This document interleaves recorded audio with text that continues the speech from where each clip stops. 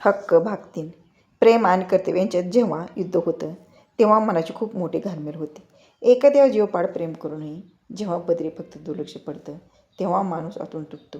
पण अशा वेळी जेव्हा स्वतःचे आईवडील आपल्या सुखासाठी स्वतःच्या संपूर्ण आयुष्याचा त्याग करायला उभे राहतात तेव्हा प्रेमापेक्षाही पालकांचं महत्त्व कितीतरी पटीने मोठं वाटू लागतं. विशालच्या आयुष्यातही असंच काहीसं घडलं. काजलच्या प्रेमात अडकलेला विशाल आज एक असा निर्णय घेणार होता ज्यामुळे त्याचे संपूर्ण आयुष्य बदलणार होतं. नेमकी काय आहे विशाल आणि काजलची ही भावनिक गोष्ट? विशालने घेतलेला निर्णय योग्य होता का हे जाणून घेण्यासाठी ही कथा शेवटपर्यंत नक्की ऐका. सकाळची 8 वाजली होती.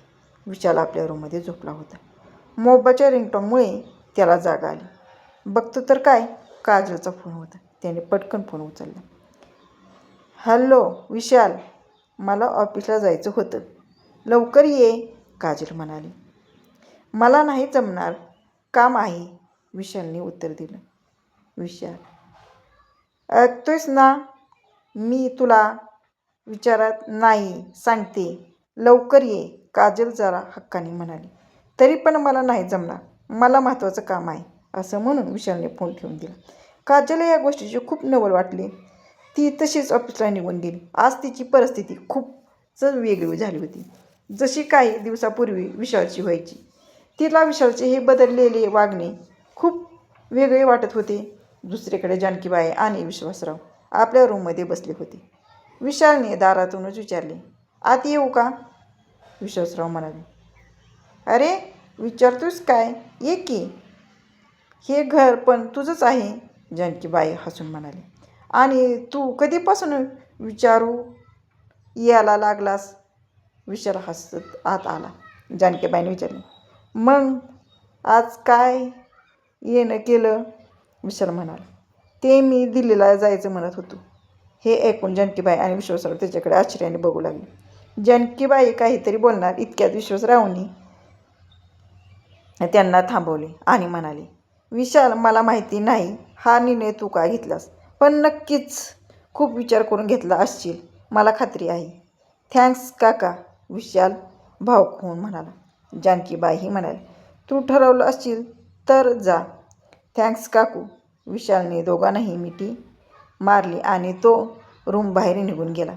विशाल गेल्यानंतर विश्वासराव जानकीबाईंना म्हणाले, मी म्हटलं होतं ना, त्याच्या प्रेमाला पण काही मर्यादा आहेत. जानकीबाई यावर काही बोलू शकले नाही. त्यानंतर विशाल नितीन आणि वर्षाच्या रूममध्ये गेला. तिथे परी आणि आदिती खेळत होते. विशालला बघून ते दोघेही त्याच्याकडे धावत आले. विशालने दोघांनाही कडेवर उचलून घेतले आणि चॉकलेट दिली. इतक्यात वर्षा रूममध्ये आली आणि म्हणाली, अरे विशाल, त्यांना चॉकलेट देऊ नको, मग ते धड जेवण पण करत नाहीत. विशाल भावुक होऊन म्हणाला, असू द्या हो वहिनी, उद्यापासून मी नसणार, मग कोण देणार यांना? वर्षा आश्चर्याने म्हणाली, नसणार म्हणजे? विशाल, कुठे चाललायस? विशालने सांगितले, ते मी उद्या दिल्लीला चाललोय जॉबसाठी. अरे असं अचानक? वर्षा विचारत होती. इतक्यात नितीनही रूममध्ये आला. नितीनने विचारले, काय बोलताय एवढं सिरियसली? वर्षा म्हणाली, हा दिल्लीला जायचं म्हणतोय. नितीन म्हणाला, काय? अरे पण का विशाल, असं अचानक? आणि आपला कपड्याचा व्यवसाय? विशाल म्हणाला, हो दादा, व्यवसाय आहे, पण मी जॉब नाही, काही वेळापुरताच करेन, नंतर वापस येऊन पप्पांना मदत करेनच की. नितीन म्हणाला, तू सगळं ठरवलं आहेस तर मग काही आम्ही काय बोलणार? आणि काजलला सांगितलं आहेस ना? विशाल म्हणाला, नाही अजून सांगितलं, पण आज संध्याकाळी नक्की सांगेन. नितीन म्हणाला, बघ आता तूच ठरव. विशाल रूम बाहेर निघाला. नितीनसुद्धा त्याच्यासोबत बाहेर आला. नितीनने हळूच विचारले, विशाल, खरंच सांग, काजलला सोडायला येणाऱ्या त्या मुलामुळे तुला वाईट तर वाटत नाही ना? विशाल शांतपणे म्हणाला, नाही दादा, असं काही नाही. आणि राहिला प्रश्न वाईट वाटण्याचा, तर हे काही आताच होत नाही, त्यामुळे मला आता त्याची सवय झाली. विशाल बाहेर हॉलमध्ये आला. वर्षाने नितीनला विचारले, काय झालं? नितीन म्हणाला, मला वाटतंय आता विशालच्या सहनशक्तीची मर्यादा संपली आहे. वर्षाही म्हणाली, मलाही तेच वाटते, पण पुढे काय होणार काय माहिती. संध्याकाळी काजल तिच्या खोलीत काम करत बसली होती. विशाल तिच्या रूम बाहेर उभा होता आणि म्हणाला, आत येऊ का? काजलने पाहिले. विशाल म्हणाला, काजल, एक सांगायचं होतं. काजल कामातच म्हणाली, बोल. विशालने सांगितले, मी उद्या दिल्लीला चाललोय. काजलने फारसं लक्ष न देता म्हटले, हां, मग मी काय करू? विशालने पुन्हा विचारले. मी खरंच उद्या जातोय, काजल म्हणाली. मग जा की, मला काय सांगतोयस? विशालने विचारले. तुला काहीच वाटत नाही? काजल म्हणाली, नाही. विशालने आपल्या चेहऱ्यावर एक हलकंसं हसू उमटलं आणि तो आल्या पावली परत निघून गेला. काजलने काही वेळाने वर करून बघितलं तर विशाल तिथे नव्हता. ती मनातच म्हणाली, गेला वाटतं. जाऊ दे, आज सकाळी मला कसं इग्नोर केलं त्याने. पण हा खरंच दिल्लीला जाणार नाही आणि गेला तर जाऊ दे. मला माहीत आहे हा जास्त दिवस मला पाहिल्याशिवाय राहू शकत नाही. विशाल जेव्हा आपल्या घरी आला तेव्हा त्याचे आईबाबा त्याचे सामान बॅगेत भरत होते. विशाल शांतपणे त्यांच्याकडे बघत बसला. दुसऱ्या दिवशी विशाल रेल्वे स्टेशनवर उभा होता. त्याला सोडण्यासाठी वर्षा, परी, आदित्य आणि त्याचे आईबाबा आले होते. वर्षाने विचारले, वापस कधी येणार आहेस विशाल?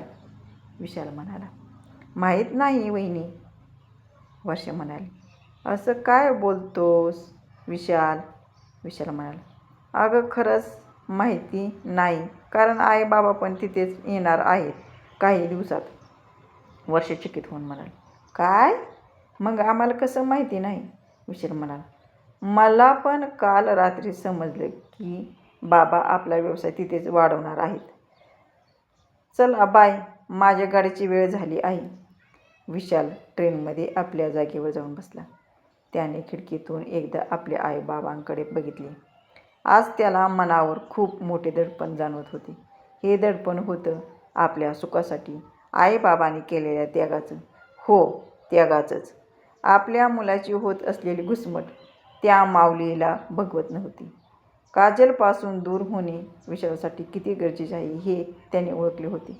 म्हणूनच आपला चांगला चाललेला व्यवसाय सोडून दुसरीकडे जाणे त्यांना योग्य वाटले होते. आज विशाला कळाले होते की आयुष्यात आईवडिलांचे स्थान किती मोठे असते. ते आपल्यासाठी कितीतरी गोष्टीचा त्याग करत असतात आणि आपल्याला त्याची जाणीवसुद्धा होत नाही. मग त्यांच्यासाठी आपण एक त्याग केला तर त्यात वाईट काय? ते आपल्या सुखासाठी स्वतःचे आयुष्य पणाला लावतात. मग आपण त्यांच्यासाठी काहीच करू नये का? विशालने एका बाजूला काजलवरचे प्रेम ठेवले होते तर दुसऱ्या बाजूला आपल्या आईवडिलांचे प्रेम. आणि दरवेळी आजही आईबाबाचेच प्रेम वरचढ ठरले होते. विशालने आपले डोळे पुसले. त्याने मनोमन ठरवले, आता फक्त आईबाबासाठी जगायचं. त्यांच्या सुखासाठी कितीही मेहनत घ्यावी लागली तरी घ्यायची. काजल फक्त एक चॅप्टर होतं आपल्या आयुष्यातलं, पण आईबाबा तर पूर्ण कादंबरी आहेत. एक दीर्घ श्वास घेऊन विशालने आपल्या आयुष्याची एक नवीन सुरुवात केली. व्हिडिओ कसा वाटला कमेंट करून नक्की सांगा. व्हिडिओला लाईक करा, शेअर करा आणि सबस्क्राईब करायला विसरू नका.